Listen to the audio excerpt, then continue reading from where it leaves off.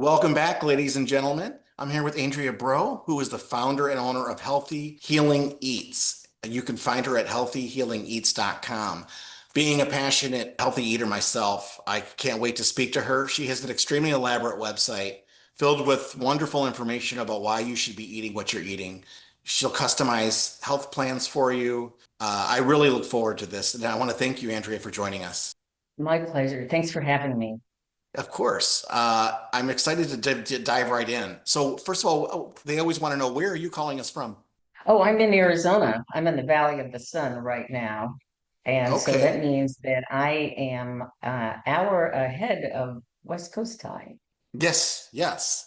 And now, how long have you lived in Arizona? Oh, I've only been here for 4 years. Actually originally came from the San Francisco Bay Area. I have family here who had been urging my husband and me to move here for quite some time. And so about 4 years ago, we started looking quite seriously, and everything just happened really, really fast. But I still have two sons and two grandsons who live in the Bay Area, so I'm in and out of the Bay Area quite a bit. That's such a beautiful area too. But actually, both areas Yeah. you live in are. I've been to both several times. Love both. Of course, not a huge fan of Arizona in the summer, as everyone knows. That's probably when you're in California more, I'm assuming. Well, actually, I was told when we got here that it would take a couple of years to adjust to the heat, and that's actually true. Okay. Now I'm comfortable outside in 105-degree weather. It doesn't seem to bother me at all. Oh, wow. But when it does get over 110, yeah, that's still an adjustment. So yeah, Yeah, not I've been to the something I Grand would Canyon several recommend. times too, which is gorgeous. Oh And I mean, yeah. there's some gorgeous places in Arizona. It's an energy Yeah. vortex there too. I'm big into energy That's and stones. So I just love it. Now, so did you start your journey into health? When did your journey in health start? Because we love the origin story. So what brought you down a path of even going through this? Is your education in food science or science in general? Yeah, I'm a Cal Berkeley grad in the School of Public Health, and so I've always been in that space for my entire career. Although my professional training is that of a hospital administrator, so I Oh, have okay. been in large hospital settings, small hospital settings, and throughout the course of my career, what I noticed was two things: was that I had the privilege of working with essentially what I call a band of angels every day, especially inside the big hospital settings. For example, I worked at a hospital that was a teaching hospital. It was also a level 1 trauma center. And the Mhm. people that work inside those centers are probably some of the most intelligent, compassionate, patient people that I've ever had the privilege of working with, mainly because they are taking care of people all day, every day who are at their very, very worst. They're incredibly Yes. frightened. They're very sick. Some of them are dying. And yet these healthcare professionals come together with the express purpose of helping these people, whatever it is they need to do. And there's no uh, path they won't walk, no time they won't take. But what I noticed was that over the years, Mhm. that mindset of always taking care of others when they're at their most compelling takes a toll on you. And I was watching my fellow healthcare professionals become more chronically ill themselves. The loss of Mhm. sleep, the high stress, the Yes. your changing relationship with food so that food became a source of comfort was all taking its toll on them. And I realized that even the health professionals who know about nutrition and they know about wellness and they know about health, they themselves needed some simplified tools to access and to be able to stay in charge of their own health status. And if they needed help, then what does that say about everybody else? So Yeah. that is how I started getting the idea of developing healthy healing eats. And that's actually where the name came from as well, because it's simple. When I started talking to my colleagues about it, they got it immediately. And their first response is, okay, what do I got to do? So it started from there. That's how it grew. That's wonderful. Now, have you always been a healthy eater? What? Is that always, I know that you were studying it at Yeah. Berkeley. Have you Yeah. always practiced it as well? Well, more of necessity than anything else, because Uh-huh. I grew up as a middle class kid, but I was a poor college student. And Yeah. so and I worked my way through college. And so I had a very small amount of money every week for food. I Food. had to make it go a long way. And so I Yes. discovered something called the Granny Smith apple, which was huge. It had this compelling taste to it, and that you could buy them for like hardly anything because not a lot of people really liked them at the time. And so I was living off of these Granny Smith apples Wow. and so that's really how I got started, because it finally clicked with me that if this is nutritious and it's for me, it's filling me up and I'm healthy and my skin's cleared up and da, da, da, then Hmm. there must be something else to this whole healthy eating idea. So that's really what got me started. So from my college days forward, yes, I have been fairly healthy eater. And That's how not to long has, say go that's not ahead. to say that I haven't enjoyed fried chicken and all of Sure. those things that taste really good and McDonald's hamburgers. Yeah, I did all of Yeah, yeah, that. yeah. I did all of that. Yeah. Yeah, and So well, not only that, actually, cheat meals, you actually need to shock your system sometimes. I mean, not too drastically, but the body does need a little bit of shocking from what I've learned and read and practiced myself. But so then so did you start, okay, I'm just going to start putting health plans together for people? Because it is a very developed website and wonderful, wonderful recipes that you offer to everyone. I mean, there's a lot of effort that goes into that. How long ago did you yeah. say, okay, I'm going to start a website, or did it start that way? How did it start? I know what you just Uh, explained. I the website and the whole thing has been going for 8 years now, 8 years. and Okay.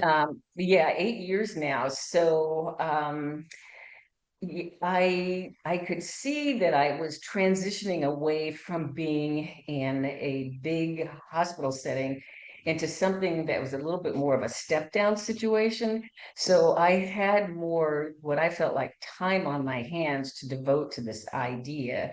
I also had friends who were asking me, to help them kind of get reoriented with their food goals again, with their whole lifestyle. And so, I had friends who were like going through menopause, and so it's started all kind of converging together as to what can I do, because I've got this small but growing audience to kind of give everybody what they need. And I also had access to people who really know a lot about food science. Like, I've got a culinary medicine physician in my family. Oh, And wow. so I had access to people that I could go to and have some really deep dive conversations with them. So it really just started all folding together. And then the response that I got when I started coaching people and talking to them about it, I started out like we were kind of doing it together. Hmm. This is what works for me. Let's see how this works for you. And For then we would you. do Hmm. these adjustments Hmm. for people. And then so it started getting more and more personalized for them. And so that's how it's been going. It just kind of grew organically that way. I could use Yeah, it what I more. love what you wrote on your website. When diet is bad, medicine is of no use. When diet is good, there's no need for medicine. Medicine is of no need, and that is so Yeah. true. You talk about eating whole foods and to slow cook them. Again, couldn't agree more with what you're stating about these things. Now, the FAM movement. Okay, I see that you list about that. Explain to me about that. I'd never heard of it before. So when I saw that, I didn't know that was an actual movement. How did you come Oh yeah. across this? Or It's actually a worldwide movement, the food as medicine movement, and it actually has not really been formalized in terms of calling it food as medicine up until recently. I mean, when you start talking about something like the Mediterranean diet and the blue zones, and you start looking at Asian cook, Chinese cooking, and Yeah. which their thing is slow cooking because it helps to release the nutritional benefits of the food so that your body has the ability to absorb it more. Around the world, you find different cultures who have always been into food as medicine. It is Hmm. what their front line before they actually go to medicine. And so when I started looking at uh, different cultures around the world, Europe, Asia, countries in Africa who are really into like root vegetables and Hmm. beans and that sort of thing. You start seeing that there is this movement, and then there's collective voices that started talking to one another. And now there's organizations. There's a Food as Medicine organization. There's the Culinary Medicine Institutes that are master's level program here in the United States. When you start getting and hearing those different voices and talking to them, there's a group out of England, for example, that is called Veganwary, which is become a vegan in January. They have a whole movement. And it's really interesting. It just is very, very exciting. You can do a deep dive into this, or you can do something just very, very easy for yourself. But I would have to say that the United States, for the many wonderful things that we have going on here in this country, and that many other Hmm. countries have adopted, the one thing that we have been behind on is slow food cooking, slow food nation. But there are organizations here in the United States that are up and going now. So we're definitely in the mix and catching up with everybody else. Yeah, why is it, do you think? I'm sure all of our audience is very well aware we are by far the most obese nation. It sickens me when I live in Chicago, very large city, Ah, but very yeah. Midwestern city. So you do get the cream Mhm. of the crop from the Midwest. It's much thinner than going back home to Michigan. I mean, it's literally night and day, but it's still, when tourists are here because I mean they're extremely large and so Yeah. it's always frustrated me quite honestly because I know that I know it's a lack of knowledge, of course, but it's also Yeah. what it's processed foods.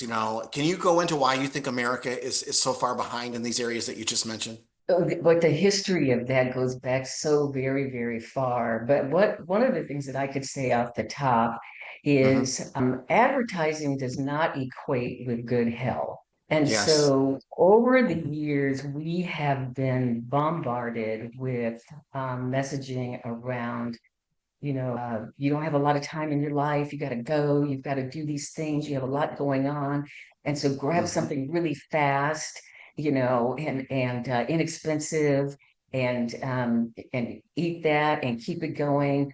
I have friends who told me that it wasn't a meal if they weren't eating it in front of their car and their steering wheel. And so, I mean, that's a true story. It's not a real, the steering wheel isn't in front of me. And so I think that we have been inundated with those kinds of messages that make it okay for you really not to focus on eating a meal that is beneficial to yourself, Yeah. where you get to actually slow down, where you actually get to digest the foods in a way that benefits your entire digestive system, including your brain. Mhm. And then the inexpensiveness of those foods when you're kind of juggling how you're going to pay bills and that sort of thing, and that this over here is $1.99. Well, so is a 1 pound bag of pinto beans, for example, which actually is Yes. $1.29. And a Oh, meal wow. out of pinto beans, a pound bag of pinto beans can be 2 or 3 meals, but the digestive benefits to your health far surpasses anything that you could be paying $1.99 for. The other thing I think is that I think people don't really notice that when you're being offered those kinds of meal deals, there's nothing whole in those meals. There's No, no green salad. And no. so you're looking at that and thinking, how is this beneficial to anybody? But that's what we've been bombarded with for such a long time. And so Mhm. now we have people who are stepping forward saying, try this instead.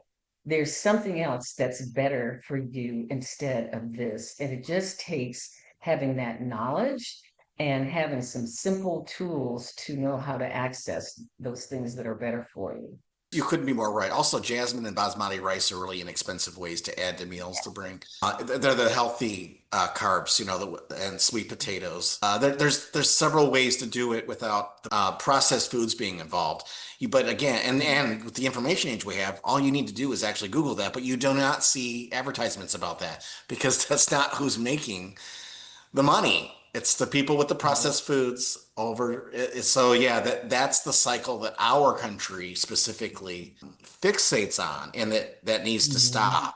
That's why I'm so proud that you speak about these things. Now, what a topic that I've got several, but one Okay. topic I wanted to get into with you. So when you've got someone that says, "Well, I'm doing the Atkins diet," okay, so meat and protein and vegetables, that Mhm. they're eliminating carbs. What are your thoughts on diets like that, where you see some weight lost, but then a lot of times they gain it back, or they can't stick on the diet because they're not getting any carbs, which is what produces energy, as you know. So can you give me your Mhm. thoughts on can you see where I'm going with the question? Can you help me with the different fads Yeah. that people have? Yeah, as a matter of fact, actually, the blog that'll be dropping on Sunday talks more about your body knows what it needs. So you don't have to do these things that are way outside the realm of normal to think that you're helping your body. And so you're absolutely right. Carbohydrates are the energy that your brain needs. So going on a no carb diet is not beneficial to your brain health. And we all know we need our brains. Most Americans are getting adequate amounts of protein in their diets. Whether you're Mhm. getting it from broccoli or Greek yogurt or you're using meat protein, you're getting mostly an adequate amount of protein in your diet. So what Mhm. you want to really do is not think about food as a place where you don't have a healthy relationship with it because in order to control it, you got to go on a diet. You want to start thinking about food and how it supports your longevity, how it supports your digestive health and your brain health, and focus on it that way. So when you think about it like that, most of these ideas about I've got to go on this special diet, it kind of falls off your radar. Someone sent Mhm. me a clip this weekend showing me a picture of all of these juices. And he said, I'm thinking of joining this subscription club to buy these celery and cucumber juices. And so what do you think? And I said, why don't you just eat the celery and the cucumber? I was like, I'm not, would it be just easier for you just to buy the celery and the cucumber and just eat it? And be sure to drink a lot of water, too. And so he was Mhm. like, oh, I said, yeah, because that's really all you need to do. So when I have conversations with people who talk to me about I'm going to go on this like cabbage diet or something like that, I'm like, you gotta trust that your body will let you know what it really needs if you're paying attention to it. But work in conjunction with your body. You know what your body needs in terms of your digestive health. It needs some protein, it needs some carbs, it needs fiber, it needs minerals and vitamins. And where can you find those? The easiest, least expensive way. You're going to find those things in whole foods. And so, Kevin, it's just a matter of educating people because I think people don't understand that you can find protein in broccoli. I don't think most people really, they think of protein, they think of meat. Advertising. So yeah, so that's why Healthy Healing Eats. I produce the kind of information that I do to say, did you know that you can find protein in Greek yogurt, for example? And yeah, and so I think that helps people kind of adjust their thinking because that's really my goal is to adjust your thinking around food and to keep it very, very simple. If it's good for the earth, it's probably good for you. If it's good for you, it's good for the earth. And so if you think about it like that, that helps people move away from the idea that they have to diet or do something drastic. What are your thoughts on, I couldn't agree with you more. I love the way you're explaining it too. What are your thoughts on, well, you don't need to worry about the food as much if you're taking a certain supplement or all of these supplements. You know, if you're taking your B12 and you're taking, the reason I ask this, I'm a big supplement taker. Now, not nearly as much as I was before my girlfriend came into my life who is obsessed with it, obsessed with healthy eating too, Mhm. to her credit. But Mhm. I take 30 pills now.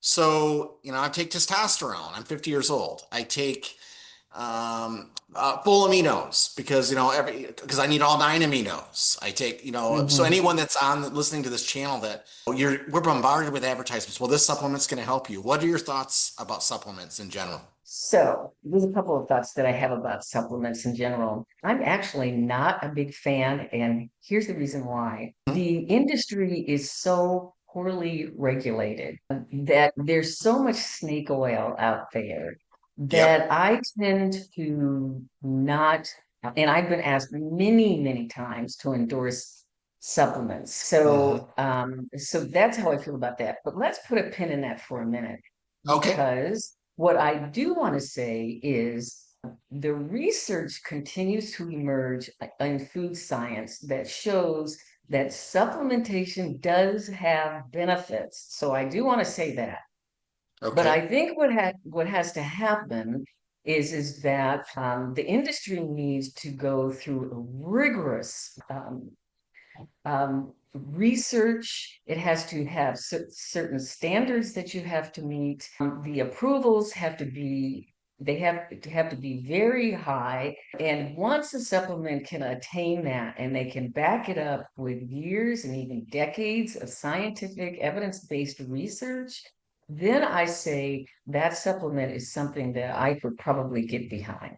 And so and then the other thing that I want to add to that is that before people start taking tons and tons of supplements, I would recommend that you talk to a culinary medicine physician because that person is going Ah, to be able to give you the kind of physical that is going to determine whether or not you actually need any supplements, and if you do, the kind that you need. Okay. where do we So find I think culinary medicine physicians? Where do we find them? Are they at like at your normal hospital or? No, it is an Okay. emerging specialty within internal medicine. I would say probably one of the most well-known is Peter Attia. I think you know who that is. I don't. But oh, okay, Peter, last name Attia.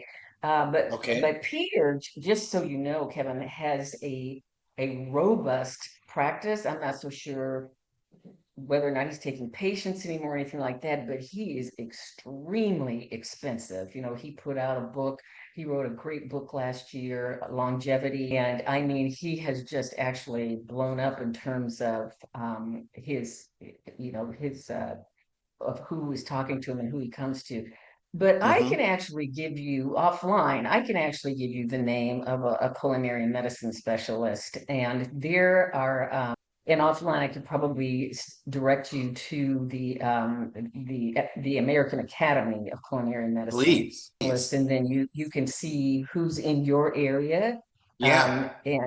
So that's what I would tell anybody who is taking a lot of supplements is that if you're with someone who can actually give you the kind of physical, do blood work and that sort of thing, and tell you this is actually what you are deficient in, or maybe you're not deficient in anything, then that's good information to have.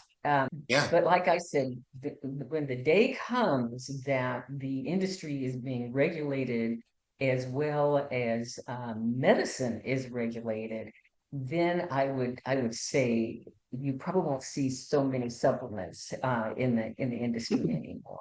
Yeah. Yeah. I think that's a great point. And by the way, what I also, what I, can you go into the value of lithium. We're seeing more and more. Read that on your website. More and more people having, including in my family, having brain cognitive issues as they get older. And can you go into, and it was lithium, was it lithium orotate? Lithium orotate was the Yeah, compound you were talking about? yeah.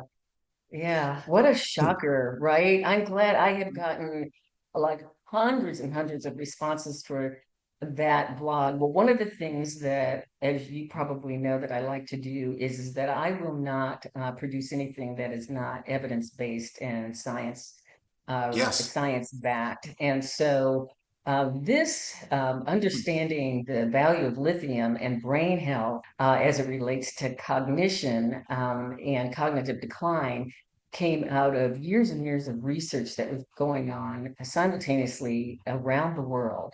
And there was a study that came out of Denmark that showed that people in certain parts of the world, and one of them happened to be a section in Texas and Japan, and then I think also Denmark, people who were drinking mineral water out of their local communities, they had Mhm. little to no cognitive decline, little to no Alzheimer's. And when they started studying why, they found that the water had adequate amounts of lithium, not copper, not zinc, which also, but so they did a study of 70,000 people, and they used mice first. With the mice, they put them on a diet that reduced the lithium in their diet, and the mice developed Alzheimer's.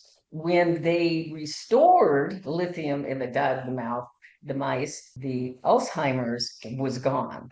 And so they continued to do some very, very rigorous studies. And what came out is maybe what the research that we've been doing about Alzheimer's, we were missing something as simple as this trace mineral called lithium. Now, for for all of us who think about lithium, we think about the batteries. And Yeah. for people in the mental health space, they think about lithium as a subscription for people who have serious mental health issues. But this is for the rest of us who need like a trace amount of lithium in our daily diet. And to help stave off not only cognitive decline, but Alzheimer's. And so there's a mineral water. Just check your local markets and or go do your own research. You want a mineral water that contains lithium. You probably only need to drink a glass, an 8-ounce glass of that every day. The Mhm. supplement, which I do actually take myself, is lithium orotate. Orotate. That Yes. is orotate, Orotate. Mhm. That's a once a day supplement of lithium. You take that, and the research showed that the sooner people start paying attention to their brain health as it relates to lithium, like start in your 20s, start in your 30s, the more consistent you are, the more likely you are to help avoid this horrible, horrible disease. And I don't know of any family that doesn't have this in their family, Agreed. Agreed. whether it's genetic or made through some health habits that haven't been healthy, smoking, that sort of thing, sedentary lifestyle. I don't know anyone. I have it in my family. And so Yeah. it's just astonishing what we're finding out now about that. Yeah, thanks But for didn't you asking, also by the say way. that apples also have it? Don't you state that apple? Um, Yeah, there are foods that contain lithium, root vegetables. And so one of the things I say is that this is the best time of year to make sure that you're getting adequate root vegetables because this is when they're in the market. This is their season. Root Mhm. vegetables like beets, like potatoes, like carrots, they contain lithium. Any turnips, anything that you're pulling out of the ground Yeah, because lithium is a mineral that you find in in the ground and soil. especially in Mhm. soils that are rich, that are mineral rich. And so that's one thing that you want to kind of find out a little bit more about. So if you go to a farmer's market to shop for your fruits and vegetables, it's not a bad idea to ask the farmer, about their soil health. I find that most of them are really happy to talk about it. Many of them are regenerative farmers where they're putting the minerals back in the soil as they're growing their harvest. And so they probably are producing root vegetables that are mineral rich, and you will find adequate amounts of lithium in there. But you can find lithium in like chickpeas, like lentils.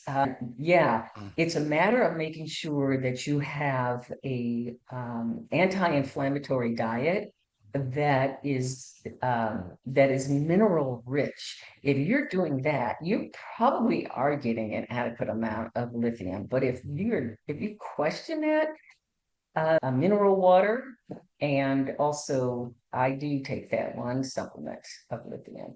Yes. That's the only supplement you take? Well, a multivitamin, sure. Right. So well, you're also in Arizona, so you get a plenty of D3.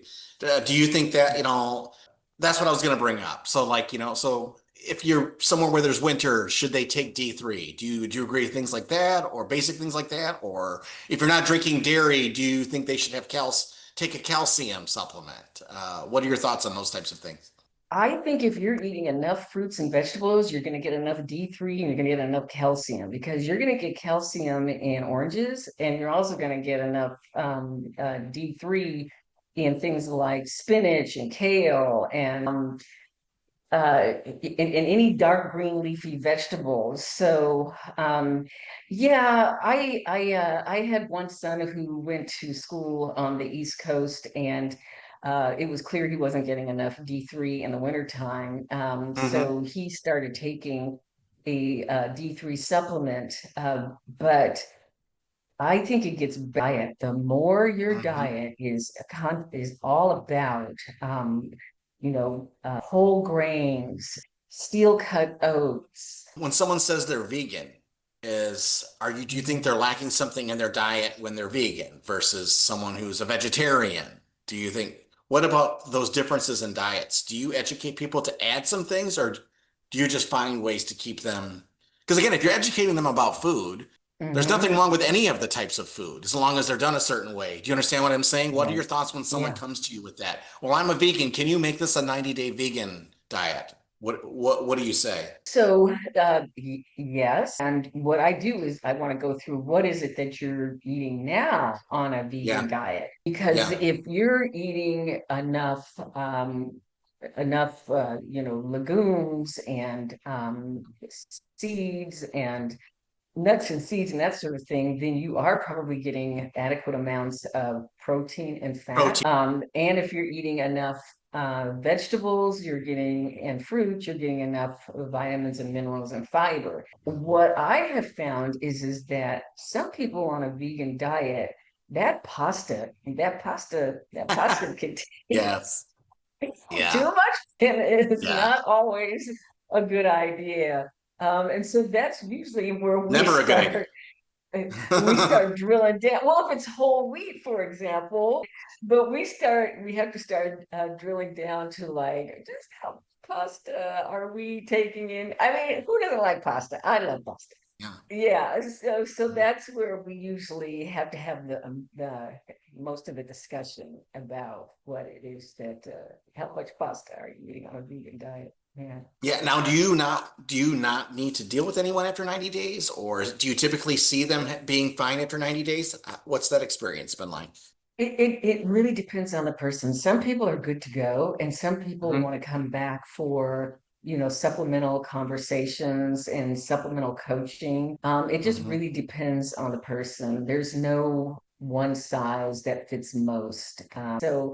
Um, and everybody is successful no matter what they have to do. They're moving forward. The idea that they even decided to do something, to Yeah, take some form of exactly. action, in and of Yeah. itself shows you they're in a good place, and you just want to keep supporting that and keep Yeah. reminding them that, Yeah. yeah. Now, I didn't see prices anywhere. Do you talk about prices or do you wait till you talk to the person? I wait till I talk to the person. I Okay, so really you don't do. advertise the actual pricing. Okay, I just No, wanted, I didn't know. Some people do on the podcast, some people yeah, don't. I completely yeah. respect that. that aspect of it. So if someone were to come to you, why would someone, there are so many people teaching nutrition, you know this. It's inundated Yeah, the industry. Why would someone come to you specifically, Andrea? What are they going to learn from you? I think when Few people come to sentences. me, Mhm. okay, um, is that what they're looking for is not, there's nothing wrong, and that they are in a good place where they've decided to take action. So they're already successful. And that what we're going to do is work together to make it work for them. And it's not going to be super expensive. It's not going to require any over the top um anything, like, gym memberships or, Mhm. tons of, subscriptions to this or that. It Mhm. is going to be focused directly on them, and that it's going to be empowering. So that's basically my message. And that, if it's good for the earth, it's probably good for you. And it's good for the earth because I believe in human health as much as I believe in planetary wellness. I couldn't agree with you more. Andrea, it's been such a pleasure having you on the podcast. I think you have a wonderful approach. It's a very healthy approach on your teaching. You're a very warm person yourself, which helps a lot because you're dealing with humans in a very sensitive subject and so important for this country. I couldn't thank you more for what you're doing. And I'm so glad I got to talk about it and promote this. And I want to thank you very much for your time. Thank you so much for having me on, Kevin. It was a real pleasure.